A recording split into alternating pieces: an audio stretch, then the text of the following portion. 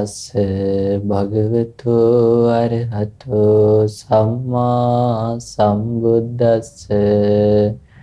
ඒ භාග්‍යවත් වූ අරහතෝ සම්මා සම්බුදුරජාණන් වහන්සේට අපගේ নমස්කාරය වේවා. සාදු සාදු සාදු. අපගේ ගුරු දේවෝත්තම පින්වත් ලොකු ස්වාමීන් වහන්සේට අප හැමගේ নমස්කාරය වේවා. සාදු සාදු සාදු.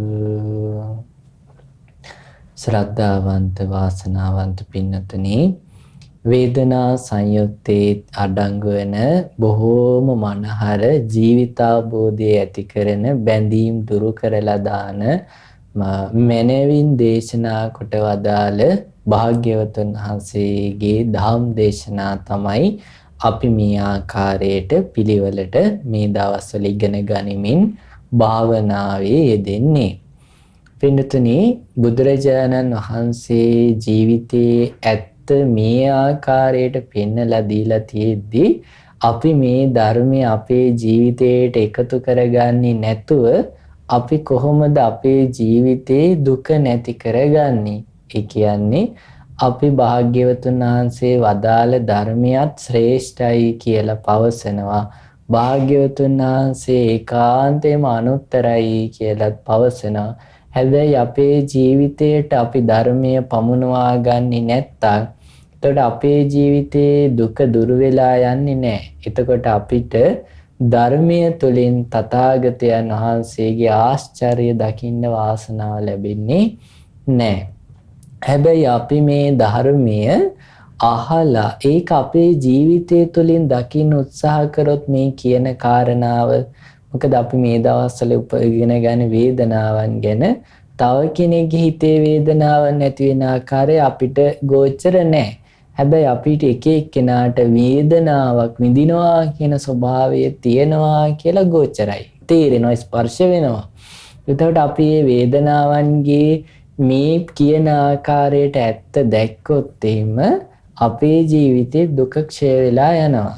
ඒතර භාග්‍යවතුන් වහන්සේ එක තැනකදී උපමාවකින් පෙන්නනවා, මේ කිරියෝනි කියලා මිනිස්සෙක් හරකගේ අන් දෙකෙන් එළදෙනකගේ අන් දෙකෙන් ඇද්දොත් එහෙම කොච්චර හයියෙන් වෑයම් කරත් මේ ඔහුට කිරි හම්බ වෙන්නේ නැහැ.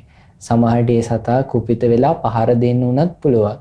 හැබැයි කිරි එන්න කියලා ප්‍රාර්ථනා කරත් නැතත් තනබුරුල්ලෙන් කිරි දෙව්වොත් එහෙම කිරි එනවා.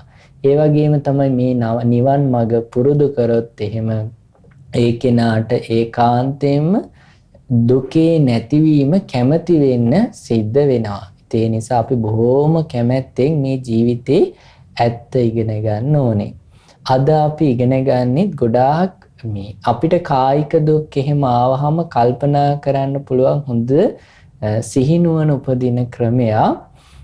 භාග්‍යවතුන් වහන්සේ දවසක්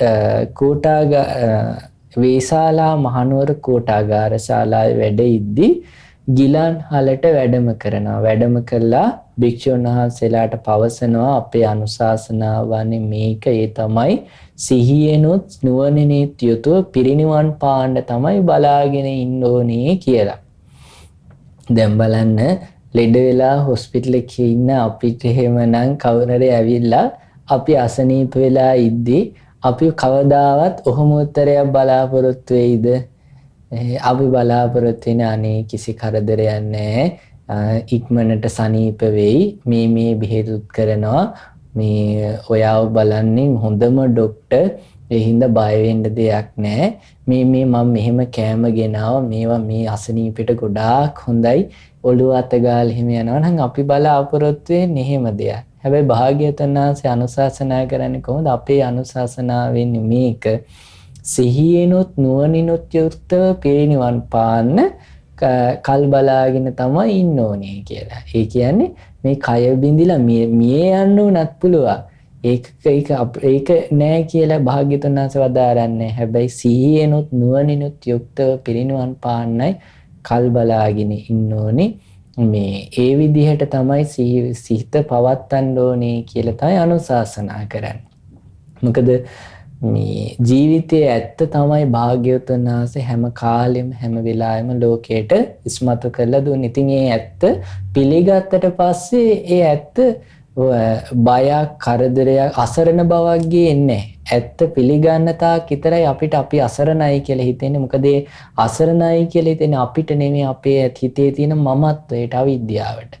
යම් මොහොතක අපි ජීවිතයේ ඇත්ත පිළිගත්තට පස්සේ මමත්වයේ පෙරට ගන්න නැතුව ඉද්දී හේතුව නිසා හටගන්න දේ හේතු නැතිවීමෙන් නැති වෙනවා කියලා දකිද්දී නික්කම් මේ අසුර කරගත්ත සැපයක් සංසිඳීමක් Taman තුළම විඳින්න පුළුවන්.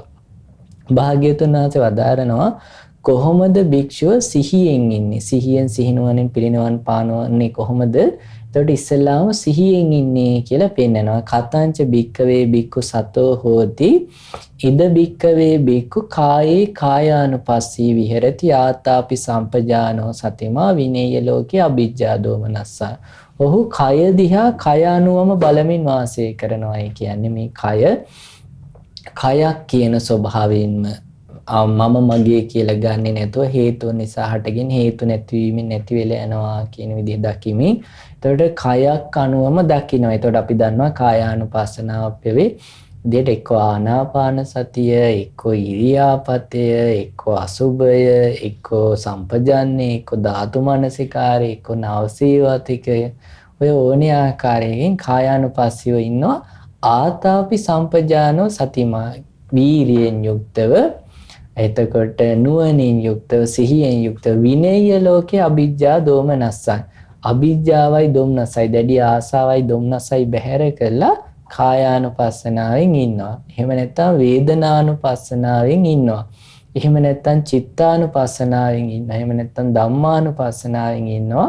ආතාපි සම්පජානෝ සතිමා වීරියෙන් සිහියෙන් නුවණින් විනේය ලෝකේ අභිජ්ජා දෝමනස්සං. අභිජ්ජාවයි දොම්නසයි, දැඩි ආසාවයි දොම්නසයි දුරු කරලා. කතංච භික්කවේ භික්ඛු සම්පජානෝ හෝති. ඒකේ සතෝ හෝති කියන එකනේ. කොහොමද භික්ෂුව සම්පජානීය වාසය කරන්නේ? ඉද භික්කවේ භික්ඛු අභික්ඛන්තේ පටික්ඛන්තේ සම්පජානකාරී හෝති. යද්දී එද්දී සිහිනුවණින් වාසය කරනවා. එතකොට හොඳට සිහිනුවණින් වාසය කරන නන්ද සාංශ කියන උදාහරණයක් පෙන්නනවා භාග්‍යවතුන් වහන්සේ වරක.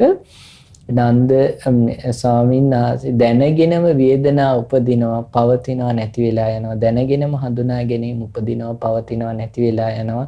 දැනගෙනම විතරක උපදිනවා, පවතිනවා, නැති වෙලා යනවා. එතකොට හොඳ සිහිනුවණින් ඉන්නවා යද්දී එද්දී. ඒ වගේම ආලෝකිතේ විලෝකිතේ එහා මෙහා බලද්දී ඊගාවට සම්මිංජිතේ පසාරිතේ මේ අතපය දිගාරිද්දී අකුලද්දී ඒ සිහිනුවණින් වාසය කරන සංඝාටිපත්ත චීවර ධාරණේ මේ සිවුරු පොරවද්දී මේ සිවුරු පිරිකර දරද්දී සිහිනුවණින් වාසය කරන අසිතේ පිතේ කායිතේ සාහිතේ සම්පජානකාරී හොති මේ කයට ආහාර ආදිය දාද්දී සිහිනුවණින් වාසය කරනවා. උච්චාර පස්සාව කම්මේ සම්පජානකාරී හොති. වැසිකිලි කැසිකිලි කරන කටයුතු කරද්දී සිහිනුවණින් වාසය කරනවා.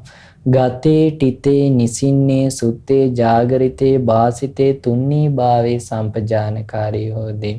හිටගෙන ඉද්දී ගමන් කරද්දී හිටගෙන ඉද්දී වාඩි වෙලා ඉද්දී නිදාගෙන ඉද්දී හැරිලා ඉද්දී කතා කරද්දී නිහඬව ඉද්දී මේ කොයි අවස්ථාවෙත් සිහිනුවණින් වාසය කරනවා. ඒවංකෝ භික්ඛවේ භික්ඛු සම්පජානෝ හෝති. මෙන්න මේකටයි භික්ෂුව සම්පජානයෙන් යුක්තව සිහිනුවණින් යුක්තව වාසය කරනවා කියලා කියන්නේ. සතෝ භික්ඛවේ භික්ඛු සම්පජානෝ කාලං ආගමේය අයං වූ අම්මහකං අනුශාසනී. මේ සිහිනුයි නුවණින් යුක්තව පිරිනිවන් පාන්න බලා සිටිය යුතුයි ඔබට අපගේ අනුශාසනාවන්නේ මෙයයි කියලා පවසන. එතකොට මේ සම්පජානය කියන කොටස කායානුපස්සනාවෙත් කොටසක් විදිහට තියෙනවා. භාග්‍යවතුන් වහන්සේ පිරිනිවන් පානට වඩින කාලේ පින්නතුනේ නිරන්තරයෙන්ම කරපු අවවාදය තමයි ඕක. සිහිනුයි සිහිනුවණින්මයි වාසය කරන්න කියන එක. ඊට පස්සේ භාග්‍යවතුන් වහන්සේ පෙන්නලා දෙනවා මේ සිහියෙන් සිහිනුවණින් වාසය කරන්න කියලා. මේ විඳීම් උපදීද්දී සිහිය පවත්වන්න ඕන ක්‍රමයක්. තස්සචේ භික්කවේ භික්ඛුනෝ ඒවං සතස සම්පජානස අපමත්තස් ආතාපිනෝ පහිතත්තස්ස විහෙරතෝ උප්පජ්ජති සුඛා වේදනා. මේ විදියට හොඳට සතිපට්ඨානයෙන් යුක්තව සිහියෙන් සිහිනුවණින් වාසය කරද්දී ඔහුට මේ කෙලෙස් තවන වීරියෙන් දහමට දිවි පුදා වාසය කරද්දී මේ උපදිනවා සැප වේදනාවක්. සෝ ඒවම් පජානාති. ඔහු මේ විදිහට දැනගන්නවා. uppannāko māයං සුඛං වේදනා සාචිකෝ පටිච්චනෝ අපටිච්ච. මට සැප වේදනාවක් ඉපදුනා. ඒකත් හේතු සහිතවමයි ඉපදුනේ. හේතු රහිතව නෙමෙයි. කිං පටිච්ච මොකක් මුල් කරගෙනද? ඉමමේව කායම් පටිච්ච. මේ කය මුල් කරගෙන තමයි මේ සැප වේදනාව හටගත්තේ. අයංකෝපන කායෝ අනිච්චෝ සංකතෝ පටිච්ච සමුප්පන්නෝ. මේ කයත් වෙනස් වෙලා යනවා. හේතුන්ගෙන් සකස් වෙච්ච දෙයක්. ඒ කියන්නේ හේතු නැතිවීමෙන් නැති වෙලා යන ස්වභාවයෙන් යුක්තයි. පටිච්ච සමුප්පන්නෝ හේතු ප්‍රත්‍යයන්ගෙන් සකස් වෙච්ච දෙයක්. මේ කයත් අනිච්ඡං කෝපන සංකතං පටිච්ච සමුප්පන්නං කායං පටිච්ච උප්පන්නා සුඛා වේදනා කුතෝ නිච්චා භවිස්සති. මේ අනිත්‍ය වෙච්ච සකස් වෙච්ච හේතු ප්‍රත්‍යයන්ගෙන් හටගත්ත පටිච්ච සමුප්පන්න වෙච්ච කයක් නිසා හටගත්ත සැප වේදනාව කොහොමනම් නිට්ටය වෙන්නද? මට සැප වේදනාවක් ඇති වුණා. ඒක ඇති වුණේ මොකක් හින්දාද? මේ කය හින්දා.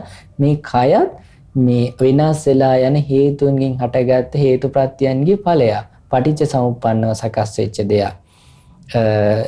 එතකොට මේ කය හින්දා යම් සැප විඳීමක් ආවනම් ඒක කොහොම නිට්ටය වෙන්නද කියලා හිතන්න කියලා භාග්‍යතුන් වහන්සේ පෙන්නලා දෙනවා. එතකොට ඊට පස්සේ පදාරනවා සෝ කායේච සුඛායච වේදනාය අනිච්චානුපස්සී විහෙරති වයානුපස්සී විහෙරති විරාගානුපස්සී විහෙරති නිරෝධානුපස්සී විහෙරති පටිනිස්සග්ගානුපස්සී විහෙරති. ඔහු ඒ භික්ෂුව කය පිළිබඳවත් සැප විඳීම පිළිබඳවත් අනිත්‍ය විදිහට දකිමින් වෙනසිලා යන දෙයක් විදිහට දකිමින් නොඇලිය යුතු දෙයක් විදිහට දකිමින් ඇල්ම නිරුද්ධ කළ යුතු දෙයක් විදිහට දකිමින් අතහැරිය යුතු දෙයක් විදිහට දකිමින් වාසය කරද්දී යෝ කායේ සුඛාය වේදනාය රාගානුසයෝ සෝ පහීයති. එහෙම වාසය කරද්දී ඒ කෙනා තුල තියෙන කායේ සැමේ කායේච සුඛායේච කයත් සැපේ ඒ වගේම සැප වේදනාවත් මුල් කරගෙන තියෙන යම් රාගානුසයක් තියෙනවා නම් ඒක ප්‍රහාණය වෙලා යනවා කියලා භාග්‍යවතුන් වහන්සේ පෙන්නලා දෙනවා. ඒ වගේම භික්ෂුව මේ විදිහට සිහියෙනුයි සිහිනුවණිනුයි අප්‍රමාදීව වාසය කරද්දී උපදින දුක් වේදනාවක්. ඔහු දැනගන්නවා මට දැන් දුක් වේදනාවක් ඉපදුනා. මට මේ දුක් වේදනාව ඉපදුනේ මොකක් හින්දාද? මට මේ දුක් වේදනාව ඉපදුනේ මොකක් හින්දාද? ඒකත් හේතු ප්‍රත්‍ය සහිතවයි ඉපදුනේ. හේතු ප්‍රත්‍ය රහිතව නෙමෙයි. ඒ මොකක්ද? කය මුල් කරගෙන තමයි මට මේ දුක් වේදනාව ඇති වුනේ. එතකොට අයංකෝපන කායෝ අනිච්චෝ සංකතෝ පටිච්ච සමුප්පන්නෝ. මේ කයත් අනිත්‍ය දෙයක්, සකස් වෙච්ච දෙයක්. පටිච්ච සමුපාදය තුළ සකස් වෙච්ච දෙයක්. හේතුඵලයක් විදිහට සකස් වෙච්ච දෙයක්. එතකොට මේ අනිත්‍ය වෙච්ච හේතුන්ගෙන් සකස් වෙච්ච පටිච්ච සමුපාදය තුළ සකස් වෙච්ච කයත් අනිත්‍ය නම් මේ ඉපදුන කයක් මුල් කරගෙන යම් දුක් වේදනාවක් ඉපදුනා නම් ඒක කොහොම නිට්ටය වෙන්නද? අන්න ඔය විදිහට හිතනවා. ඊට පස්සේ ඔහු මේ කයෙත් දුක් වේදනාවෙත් ඇත්ත මෙනෙහි කරනවා. කොයි විදිහටද? අනිත්‍ය විදිහට අනිච්චානුපස්සී වයානුපස්සී මේ වේදනාවත් කයත් අනිත්‍ය බව දකිමින් වෙනසිලා යන දෙයක් විදිහට දකිමින් නොඇලිය යුතු දෙයක් විදිහට දකිමින් ඇල්ම නිරුද්ධ කළ යුතු දෙයක් විදිහට දකිමින් ඒ වගේම අතහැරිය යුතු දෙයක් විදිහට දකිමින් මේ විදිහට වාසය කරද්දී මේ කය ගැනත් දුක් වේදනාව ගැනත් යම් පටිඝානුසයක් තියනවාද? අන්න ඒක ප්‍රහාණය වෙලා යනවා කියලා භාග්‍යවතුන් වහන්සේ පෙන්නලා දෙනවා. ඒ වගේම භාග්‍යවතුන් වහන්සේ පෙන්නනවා දුක් සැප රහිත වේදනාවක් උපදිනවා. ඔහු මේ විදිහටයි දැනගන්නේ. මා තුළ මෙන්න දුක් සැප රහිත විඳීමක් උපන්නා. එතකොට එයවනාහි හේතුන් සහිතවමයි උපන්නේ. හේතු රහිතව නොවේ. කුමක් හේතු කරගෙනද? මේ කයම හේතු කරගෙනයි. මේ කයවනාහි අනිත්‍යයි හේතුඵල ධමෙන් සකස් වෙච්ච දෙයක්. පටිච්ච සමුප්පාදයෙන් හටගත් දෙයක් අනිත්‍ය වූ සංකත වූ පටිච්ච සමුප්පන්න වූ කයක් නිසා උපන්නා වූ දුක්සප රහිත වේදනාව කොහොමනම් නිට්ටය වෙන්නේද කියලා කල්පනා කරනවා. ඊට පස්සේ ඒ භික්ෂුව කය පිළිබඳවත් දුක්සප රහිත විඳීම පිළිබඳවත් අනිත්‍ය වශයෙන් බලමිනුයි වාසය කරන්නේ. ඇතිවීම බලමිනුයි වාසය කරන්නේ. ඇල්ම දුරු වීම බලමිනුයි වාසය කරන්නේ. ඇල්ම නිරුද්ධ වීම බලමිනුයි වාසය කරන්නේ. ඇල්ම බැහැර වීම බලමිනුයි වාසය කරන්නේ.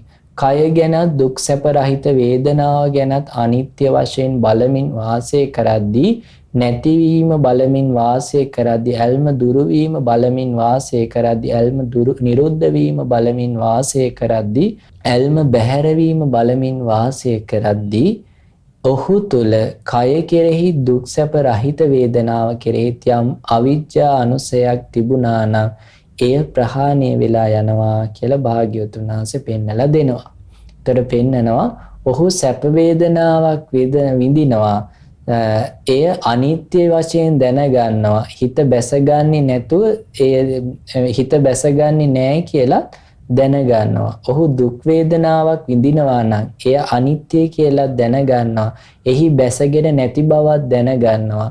සිතින් නොපිළිගන්නා බවක් දැනගන්නවා. ඔහු දුක්සැප රහිත වේදනාවක් විඳිනවා නම් එය අනිත්‍යයි කියලා දැනගන්නවා. එහි බැසගෙන නැති බවක් දැනගන්නවා. හිතින් නොපිළිගන්නා බවක් දැනගන්නවා. ඔහු සැප වේදනාවක් විඳිනවා නම් එහා එක් නොවි විඳින්නේ. දුක් වේදනාවක් විඳිනවා නම් ඒ වේදනාව හා එක් නොවි විඳින්නේ. දුක් සැප රහිත වේදනාවක් විඳිනවා නම් ඒහා එක් නොවි විඳින්නේ. ඔහු කය පවතින තුරු වේදනාවක් විඳිනවා නම් කය පවතින තුරු පවතින වේදනාවකුයි මම විඳින්නේ කියලා දැනගන්නවා. ඔහු ජීවිතයේ පවතින තුරු වේදනාවක් විඳිනවා නම් ජීවිතයේ පවතින තුරු වේදනාවකුයි මම විඳින්නේ කියලා දැනගන්නවා. කය බිඳීමෙන් ජීවිතයේ අවසන් වීමෙන් මෙහිදීම සෑම වේදනාවක්ම නොපිළිගන්නා ලදුව සිහිල් වෙලා යන්නේ යන කරුණ දැනගන්නවා. භාග්‍යවතුන් වහන්සේ උදාහරණයට පෙන්නනවා තෙලොත් වැටිත් නිසා තමයි පහන දැල් වෙන්නේ. ඒ තෙලොත් වැටියත් ඉවර වීමෙන් ආහාර රහිත වීමෙන් පහන නිවිල යනවා. ඔය විදිහමයි භික්ෂුව කය පවතින තුරු තියෙන වේදනාවන් විදිහට දැනගන්නවා. ජීවිතයේ පවතින තුරු යම් වේදනාවන් තියෙනවා නම් ජීවිතයේ පවතින තුරු තියෙන වේදනාවන් කියලා දැනගන්නවා. කය බිඳීමෙන් ජීවිතයේ අවසන් වීමෙන් මෙහිදීම සෑම වේදනාවක්ම නොපිළිගන්නා ලදුව සිහිල් වෙලා යනවා කියන කාරණාව දැනගන්නවා. එතකොට භික්ෂුව පහනක් නිවිලා යනවා වගේ පිරිනිවන් පාන්නේ මේ වේදනාවල් වලට නොඇලිච්ච හින්දා. මොකක්ද හේතුව පින්නතුනි? සෝ සුඛංච වේදනං වේදේති විසංයුත්තෝ නම් වේදේති. සැප විඳීම විඳිනවා නොඇලුන සිතින් එකතු නොවිලයි විඳින්නේ. දුක්ඛංච වේදනං වේදේති විසංයුත්තෝ නම් වේදේති. දුක් වේදනාව විඳිනවා විසංයුක්තවයි එකතු වෙන්නේ නැතුවයි විඳින්නේ. එතකොට අදුක්කම සුඛ වේදනාව විඳිනවා විසංයුත්තෝ නම් වේදේති. ඒත් එක්ක එකතු වෙන්නේ නැතුවයි විඳින්නේ. එතකොට ඒ නිසා දන්නවා මේ කය පවතිනකම් යම් වේදනාවක් තියෙනවා නම් කය පවතිනකම් විතරයි වේදනාව තියෙන්නේ. ජීවිතයේ තියෙනකම් විතරයි මේ වේදනාවල් තියෙන්නේ කියලා අවබෝධ කරගන්නවා. එතකොට කය බිඳීමෙන් ජීවිතයේ අවසන් වීමෙන් සිහිල් වෙලා යනවා. කිසිම දෙයක් නොපිළිගැනීම මුල් කරගෙන සිහිල් වෙලා යනවා කියලා භාග්‍යවතුන් වහන්සේ පෙන්නලා දෙනවා. එතකොට විඳින්න එක්ක එකතු වෙලා වාසය නොකරන්නේ මොකක් මුල් කරගෙනද?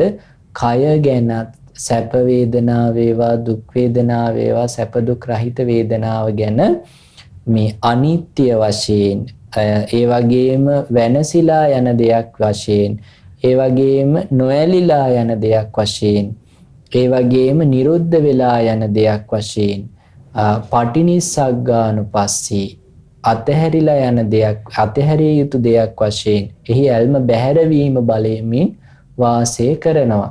එතකොට මේ විදිහට වාසය කරන හින්දා තමයි රාගානුසය, පටිඝානුසය, අවිජ්ජානුසය දුරු වෙලා යන්නේ. එතකොට ඒ විදිහට දකිමින් වාසය කරන්න පුළුවන්කම ලැබිලා තියෙන මොකක් හින්දාද මේ වේදනාවල් උපදිද්දී ඒ සැප වේදනාවක් වේවා දුක් වේදනාවක් වේවා දුක් සැප රහිත වේදනාවක් වේවා ඒක උපදිද්දී ඒකට අදාළ හේතුව මේ දේශනාවට අනුව නම් කය විදිහට හේතුව දැකලා මේ කයත් අනිත්‍ය දෙයක් සංකත දෙයක් පටිච්ච සමුප්පන්න දෙයක් විදිහට දැකලා මේ කයත් අනිත්‍ය නම් ඒ නිසා එන වේදනාව කොහොම නිට්ටය වෙන්නද කියලා දකිනවා.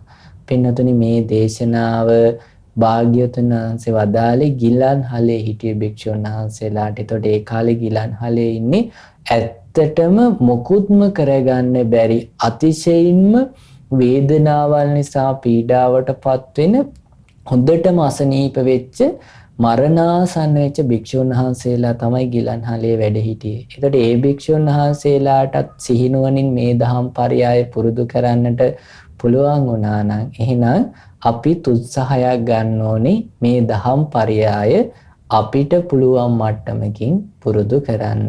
ඒ නිසා දැන් අපි කවුරුත් වේදනාවන්ගේ ඇත්ත ස්වභාවය සිහි කරමු. ඒ වගේම වේදනාවන්හි අනිත්‍ය බව, දුක් බව, අනාත්ම භාවය භාවනාවක් විදිහට පුරුදු කරමු. ඔබ පහසු ඉරියව්වකින් වාඩි වෙලා කොන්ද කෙලින් කරගෙන භාවනා මානසිකාරයට හිත ගන්න. එහෙම නැත්නම් ඔබ සක්මනේ යෙදෙනවා නම් සක්මන් කරන ගමන් භාවනාවේ යෙදෙන්න. එහෙම නැත්නම් වෙන කටයුත්තක් කරන ගමන් නම් ඔබට බණ අහන්න වෙලා තියෙන්නේ සිහි නුවණින් යුක්තව ඒ භාවනා මානසිකාරයත් එක්ක භාවනා මානසිකාරයට සවන් දෙන්න. හිත කලබල කරගන්නෙත් නැතුව නිදිමතට වැටෙන්න දෙන්නෙත් නැතුව බුදුරජාණන් වහන්සේ පෙන්වා වදාළ සත්‍ය අපිත් සිහි කරනවා කියන කැමැත්ත උපදවාගෙන අපි කවුරුත් භාවනාව පුරුදු කරමු. සාදු සාදු සාදු සාදු සාදු සාදු. පින්නතුනි භාග්‍යවතුන් වහන්සේ පෙන්වා වදාළ වේදනාවන් ගැන අපි මොහොතක් සිහි කරමු. භාග්‍යවතුන් වහන්සේ පෙන්වා වදාරනවා වේදනාවන් 108ක් වන පරියාය. එහිදී භාග්‍යවතුන් වහන්සේ පෙන්වා වදාරනවා වේදනාවල් දෙකක් විදිහටත් භාග්‍යවතුන් වහන්සේ දහම් පරයයක් පෙන්වා වදාරනවා. ඒ වගේම වේදනාවන් තුනක් විදිහටත් දහම් පරයයක් භාග්‍යවතුන් වහන්සේ දේශනා කරනවා. වේදනාවල් පහක් විදිහටත් භාග්‍යවතුන් වහන්සේ දහම් පරයයක් දේශනා කරනවා. වේදනාවල් 6ක් විදිහටත් භාග්‍යවතුන් වහන්සේ දහම් පරයයක් දේශනා කරනවා. වේදනාවල් 18ක් විදිහටත් භාග්‍යවතුන් වහන්සේ දහම් පරයයක් දේශනා කරනවා. ඒ වගේම වේදනාවන් 36ක් විදිහටත් භාග්‍යවතුන් වහන්සේ දහම් පරයයක් දේශනා කරනවා. වේදනාවල් 108ක් විදිහටත් භාග්‍යවතුන් වහන්සේ දහම් පරයයක් දේශනා කරනවා.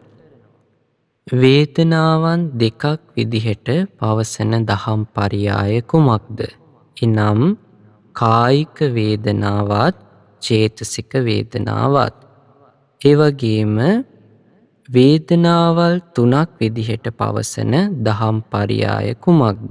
එනම් සැප වේදනාව, දුක් වේදනාව, සැප දුක් රහිත වේදනාව. වේදනාවල් පහක් විදිහට පෙන්වා වදාරන දහම් පරයය කුමක්ද?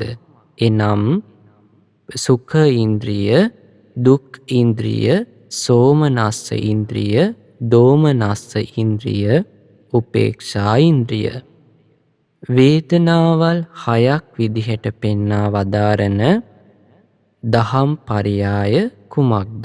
එනම් ඇසේ ස්පර්ශය නිසා හටගන්නා වේදනාව, කනේ ස්පර්ශය නිසා හටගන්නා වේදනාව, නාසයේ ස්පර්ශය නිසා හටගන්නා වේදනාව, දිවේ ස්පර්ශය නිසා හටගන්නා වේදනාව, කයේ ස්පර්ශය නිසා හටගන්නා වේදනාව, මනසේ ස්පර්ශය නිසා හටගන්නා වූ වේදනාව.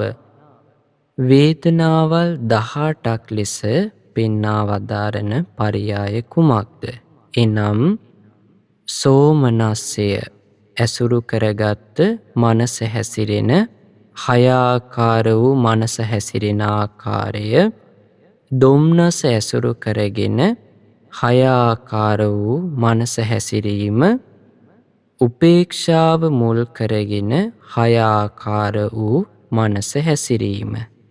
ඒ කියන්නේ ස්පර්ශ ආයතන 6 තුල ඇතිවෙන සැප වේදනාවන් 6, ස්පර්ශ ආයතන තුල ඇතිවෙන දොම්නස් වේදනාවන් 6, ස්පර්ශ ආයතන 6 තුල ඇතිවෙන උපේක්ෂා වේදනාවන් 6. වේදනාවල් 36ක් ලෙස භාග්‍යවතුන් වහන්සේ පෙන්වා වදාරන පරියාය කුමක්ද?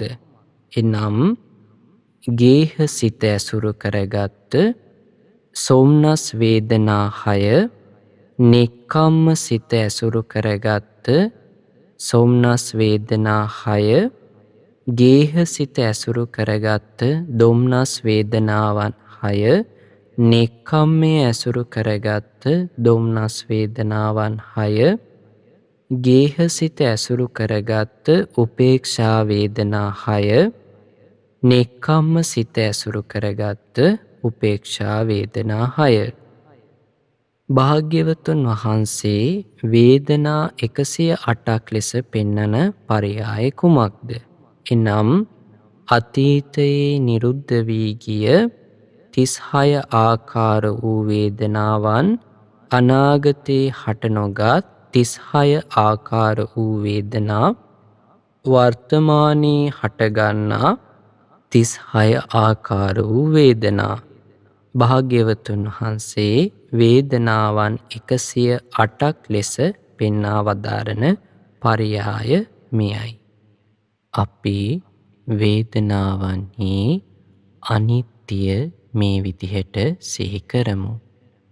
ඇසේ ස්පර්ශය නිසා හටගන්නා වූ සැප විඳීම, ස්පර්ශය නැතිවීමෙන් නැති වී යන හේයින් අනිත්‍යයි, අනිත්‍යයි, අනිත්‍යයි. අනිත්‍ය වූ දුක්ඛ විපරිණාමයට පත්වෙන වේදනාව මම නෙමෙයි, මගේ නෙමෙයි, මගේ ආත්මය නෙමෙයි. ඇසේ ස්පර්ශය නිසා හටගන්නා වූ දුක් වේදනාව, ස්පර්ශය නැතිවීමෙන් නැති වී යන හේයින් අනිත්‍යයි, අනිත්‍යයි, අනිත්‍යයි. අනිත්‍ය වූ දුක්ඛ විපරිණාමයට පත්වෙන දුක් වේදනාව මම නෙමෙයි, මගේ නෙමෙයි, මගේ ආත්මය නෙමෙයි. ඇසේ ස්පර්ශය නිසා හටගන්නා වූ අදුක්ඛම සුඛ වේදනාව, ස්පර්ශය නැතිවීමෙන් නැති වී යන හේයින් අනිත්‍යයි, අනිත්‍යයි, අනිත්‍යයි අනිත්‍ය වූ දුක්ඛ විපරිණාමයට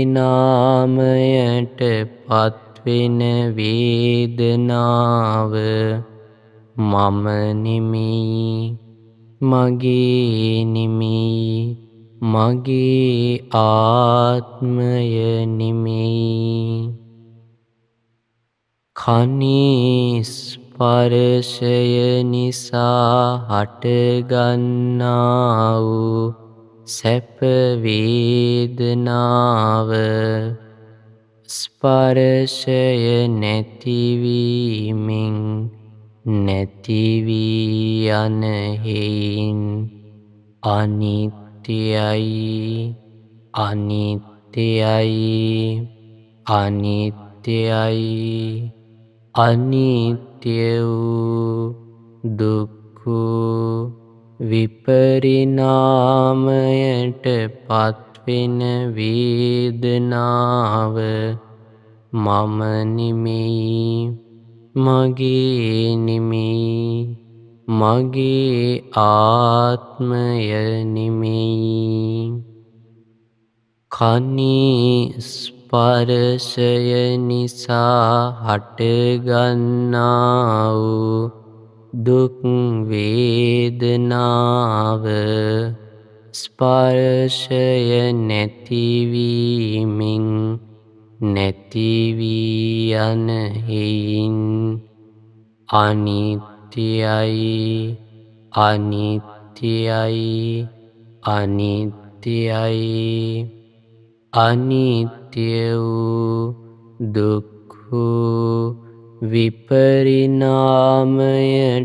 පත්වෙන දුක් වේදනාව මම නෙමෙයි මගේ නෙමෙයි මගේ ආත්මය නෙමෙයි කනේ ස්පර්ශය නිසා හටගන්නා වූ දුක සැප රහිත වේදනාව ස්පර්ශය නිසා හටගන්නා හේයින්ද ස්පර්ශය නැතිවීමෙන් නැති වී යන හේයින්ද අනිත්‍යයි අනිත්‍යයි අනිත්‍යයි අනිත්‍ය වූ දුක්ඛ විපරිණාමයට පත්වෙන වේදනාව මම නෙමෙයි මගේ නෙමෙයි මගේ ආත්මය නෙමෙයි නාසයේ ස්පර්ශය නිසා හටගන්නා වූ සැප වේදනාව ස්පර්ශය නැතිවීමෙන් නැති වී යන හේයින් අනිත්‍යයි අනිත්‍යයි අනිත්‍යයි අනිත්‍ය වූ දුක්ඛ විපරිණාමයට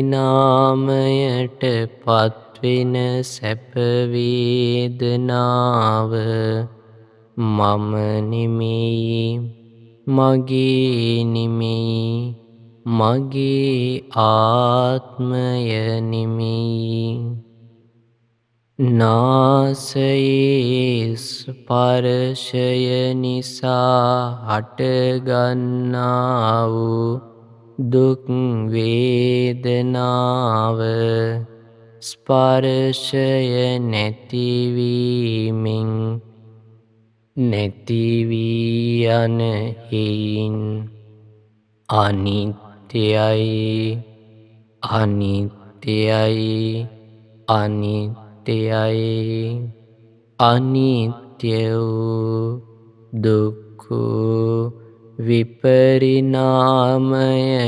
පත් පත්වෙන දුක් වේදනාව මම නෙමෙයි, මගේ නෙමෙයි, මගේ ආත්මය නෙමෙයි. නාසයේ ස්පර්ශය නිසා හටගන්නා වූ දුක් සැප රහිත වේදනාව ස්පර්ශය නැතිවීමෙන් නැති වී යන හේයින් අනිත්‍යයි, අනිත්‍යයි, අනිත්‍යයි. අනිත්‍ය වූ දුක්ඛ විපරිණාමයට පත්වෙන දුක් සැප රහිත වේදනාව මම නෙමෙයි, මගේ නෙමෙයි, මගේ ආත්මය නෙමෙයි. දිවේ ස්පර්ශය නිසා හටගන්නා වූ සැප වේදනාව ස්පර්ශය නැතිවීමෙන් නැති වී යන හේයින් අනිත්‍යයි, අනිත්‍යයි, අනිත්‍යයි. අනිත්‍ය වූ දුක්ඛ විපරිණාමයට පත්වෙන සැප වේදනාව මම නෙමෙයි, මගේ නෙමෙයි, මගේ ආත්මය නෙමෙයි. දිවේ ස්පර්ශය නිසා හටගන්නා වූ දුක් වේදනාව ස්පර්ශය නැතිවීමෙන් නැති වී යන හේයින් අනිත්‍යයි, අනිත්‍යයි, අනිත්‍යයි. අනිත්‍ය වූ දුක් විපරිණාමයට පත්වෙන දුක් වේදනාව මම නෙමෙයි, මගේ නෙමෙයි, මගේ ආත්මය නෙමෙයි.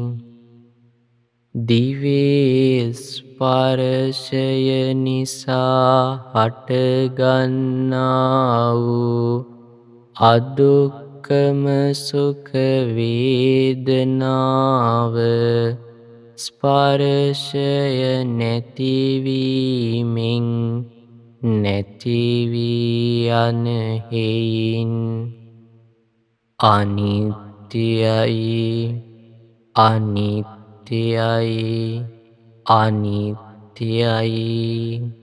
අනිත්‍ය වූ දුක්ඛ විපරිණාමයට පත්වෙන අදුක්ඛම සුඛ වේදනාව මම නෙමෙයි, මගේ නෙමෙයි, මගේ ආත්මය නෙමෙයි. කයේ ස්පර්ශය නිසා හටගන්නා වූ සැප වේදනාව ස්පර්ශය නැතිවීමෙන් නැති වී යන හේයින් අනිත්‍යයි, අනිත්‍යයි, අනිත්‍යයි. අනිත්‍ය වූ දුක්ඛ විපරිණාමයට පත් පත්වෙන සැප වේදනාව මම නෙමෙයි, මගේ නෙමෙයි, මගේ ආත්මය නෙමෙයි. කයේ ස්පර්ශය නිසා හටගන්නා වූ දුක් වේදනාව ස්පර්ශය නැතිවීමෙන් නැති වී යන හේයින් අනිත්‍යයි, අනිත්‍යයි, අනිත්‍යයි. අනිත්‍ය වූ දුක් වූ විපරිණාමයට පත්වෙන දුක් වේදනාව මම නෙමෙයි, මගේ නෙමෙයි, මගේ ආත්මය නෙමෙයි. කයේ ස්පර්ශය නිසා හටගන්නා වූ අදුක්ඛම සුඛ වේදනාව ස්පර්ශය නිසා හටගන්නා හේයින්ද ස්පර්ශය නැතිවීමෙන් නැති වී යන හේයින්ද අනිත්‍යයි, අනිත්‍යයි, අනිත්‍යයි. අනිත්‍ය වූ දුක් වූ විපරිණාමයට පත්වෙන අදුක්ඛම සුඛ වේදනාව මම නෙමෙයි, මගේ නෙමෙයි, මගේ ආත්මය නෙමෙයි. මනසේ ස්පර්ශය නිසා හටගන්නා වූ සැප වේදනාව ස්පර්ශය නැතිවීමෙන් නැති වී යන හේයින් අනිත්‍යයි, අනිත්‍යයි, අනිත්‍යයි.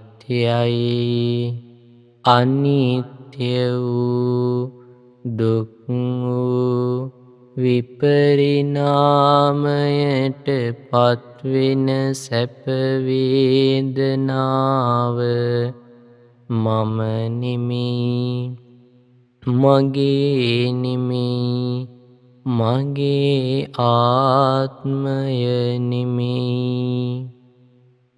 මනසේ ස්පර්ශය නිසා හටගන්නා වූ දුක් වේදනාව ස්පර්ශය නැතිවීමෙන් නැති වී යන හේයින් අනිත්‍යයි, අනිත්‍යයි, අනිත්‍යයි.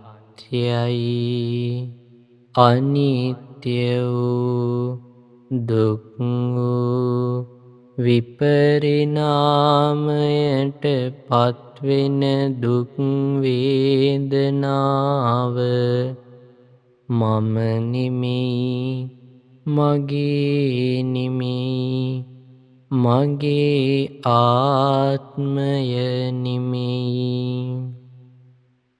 මනසේ ස්පර්ශය නිසා හටගන්නා වූ අදුක්ඛම සුඛ වේදනාව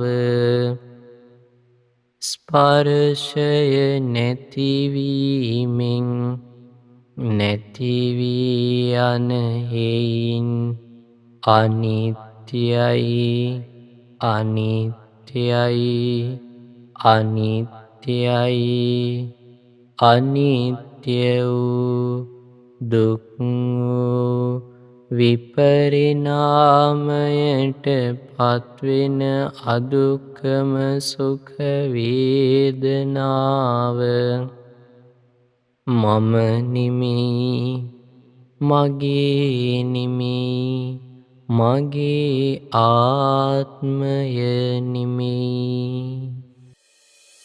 සාදු සාදු සාදු.